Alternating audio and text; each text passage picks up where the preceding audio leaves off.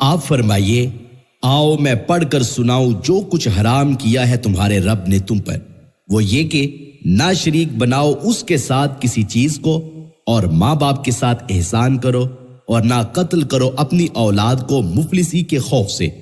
हम रिज्क देते हैं तुम्हें भी और उन्हें भी, और मत नजदीक जाओ बेहयाई की बातों के, जो जाहिर हूं उनसे और जो छुपी हुई हूं। और ना कत्ल करो उस जान को जिसे हराम कर दिया है अल्लाह ने सिवाय हक के।